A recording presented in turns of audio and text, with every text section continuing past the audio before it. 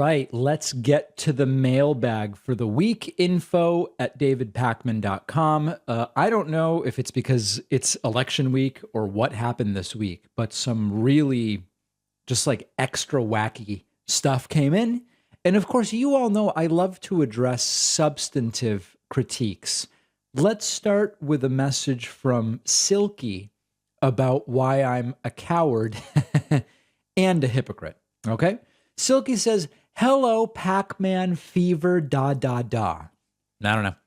I saw your recent video where you watched the Fetterman-Oz debate, and you really showed your hypocrisy when you admonished people in your chat for saying things you didn't like about Fetterman because you hate your audience.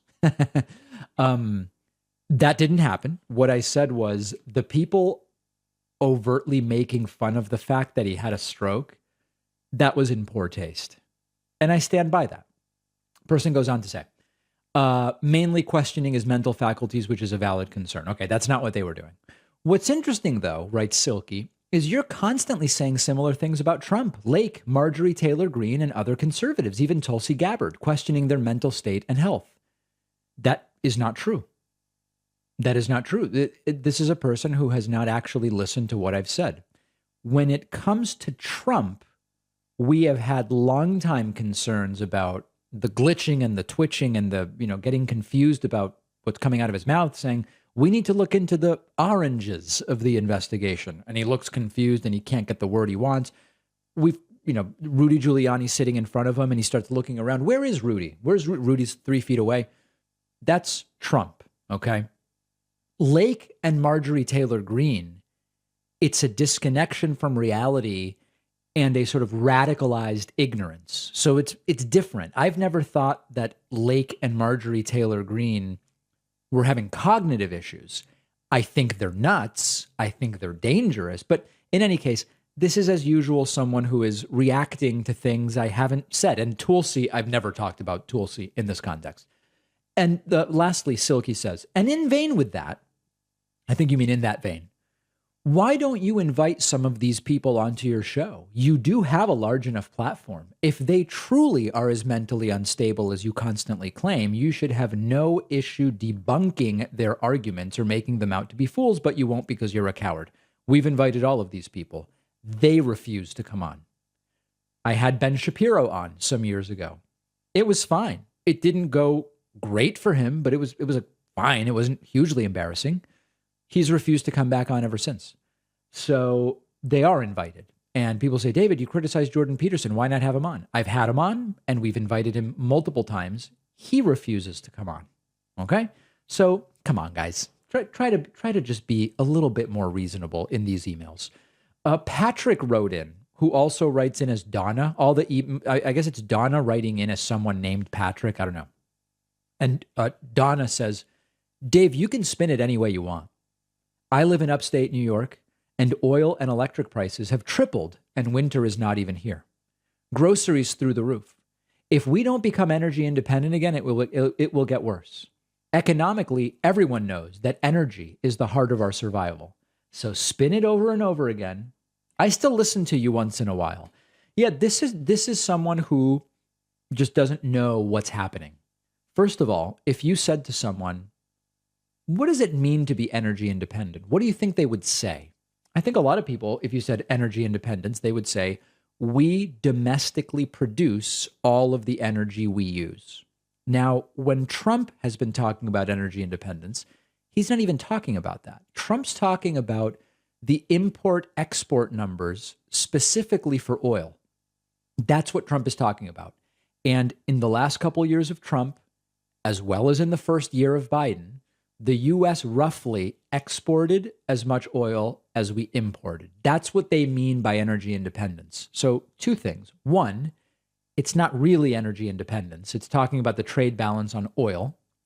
And 2, it hasn't really changed since Joe Biden replaced Donald Trump. Do you think Donna has any idea about that? I think the answer is no. Do you think Donna's mind would be changed if I presented her with this information, or him if it's Patrick? I don't know. I think the answer is clearly no. Mimi wrote in about a free membership and says, hello, Mr. Pakman. Good evening. I would love to have a free membership, but can't afford it. I'm on a fixed income. I want you to know, keep doing what you're doing. Keep up the good work. Okay. I've said this 100 times before. Mimi, we love you here. Let me once get on the record how to get free memberships. Okay. You can't email me about it. You go to davidpakman.com/free membership. There's 3 fields to put in: first name, last name, email. You put your name on the list. In order, we will give out the free memberships. You'll be notified by email. Do not email about the free memberships. Go to davidpakman.com/free membership. They're available. Timothy wrote in about phone banking. This is a really important email. Yo, David, you say phone banking is important, and I agree. The problem is these Democratic committees want you to do it on their time and on their terms. I've reached out to many different Democratic committees saying, can you give me a list of Pennsylvania Democrats or Bucks County Democrats, and I'll call them to get out the vote. The reply is always, we don't do it that way anymore, but we do it this way. They go on to explain, they meet up on Zoom on a Saturday or Sunday, everyone does it together. I don't like this. Give me a list of people and I'll call them. If I get done the list, I'll come back for another list. I feel like these Democratic committees are getting in their own way. Yeah, listen, I am guessing that when it comes to phone stuff and giving people information about people's phone numbers or different things, there's probably some privacy regulations that need to be adhered to. But I agree with you. It can be way too complicated to help. I've heard from a ton of people who say, I wanted to phone bank. They told me, first, I've got to attend 2 different training sessions via Zoom at really inconvenient times to only get on the list. And then I needed to sign up for a shift. I get it. Everybody has processes. You got to have a process. You got to vet people, all of it. But you're dissuading people from doing it. There are people who would love to phone bank, but they can't do 2 training sessions during work hours to only get to the point where then they can pick a shift. So I do think something needs to happen. I don't know what it is, but I've heard that from a lot of people. Dan wrote in about Jordan Peterson, and Jordan says, why is it that nobody has pointed out to Jordan Peterson and others like him that the justification they use for religion, gender roles, etc., are the same as those for the authoritarian governments? He's literally saying society doesn't function properly when people don't fit into their prescribed role, all while lambasting socialism and communism for their supposed lack of freedoms. Not sure I'm making my point well, but it's really kind of comical if you follow what I'm getting at. I do. A lot of these folks, like Jordan Peterson, say communism and socialism are bad because they dictate how people should behave, what type of job they should have, all of these different norms. They take away freedom, which capitalism leaves for people. But on the other hand, they are extraordinarily authoritarian in how they believe society should be prescribing, whether it's gender roles or behavior or whatever the case may be. That's absolutely true. If you presented this to them, they would say, society is just a reflection of what the people want, whereas a communist or socialist government is an authoritarian imposition. And I do think that that's valid. The problem is you can get around that by saying, we're not communists and socialists. We just want to elect people who will actually do the things we want them to do. And then it is much more equivalent to saying, well, society or media or whatever. So good luck explaining that to them. But it's a very good point. Shayna wrote in about YouTube and says, hey, David, I've had a paid membership to your show for several years, but just realized I'm not actually subscribed to your YouTube channel. I am now. Just thought I'd mention it and encourage other people to check. Love the show. Thanks for your excellent work. Yes, there are 2 things going on. One, phantom unsubscribes. There are people who genuinely were at some point subscribed to YouTube and they report, I'm no longer subscribed. I'm not claiming YouTube is unsubscribing people. Could be a glitch, could be anything. Double check. And number 2, there's tons of people who see our clips on their home page on YouTube, so they don't even think I need to do anything else. Hit the subscribe button. It won't really change anything. You're already seeing our clips, but it is a really big deal for those subscriber numbers to continue growing. It signals to YouTube to keep recommending our clips to more people. So appreciate that very much, Shayna. Neil wrote in about something a couple people called to my attention and said, So on your Discord, it was brought to my attention that your Google profile info comes up as conspiracy theorist, which I find hilarious considering the time you've spent dedicated to combating many conspiracy theories that are harmful and unsupported. One thing to note is Google pulls this from your wiki page, which seems to be corrected. But for me and everyone on the Discord who checked, it seemed to be pulling some old info.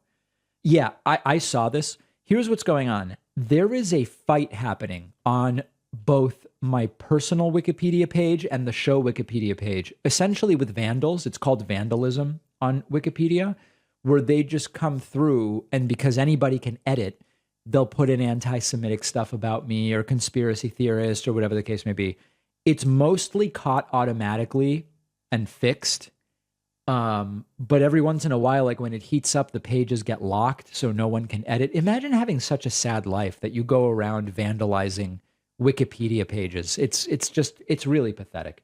Mary wrote in about Mike Pillow pillows and says, "Hey, David, watched your show about using Mike Pillow's pillows. They are awesome. I've had mine for 3 years.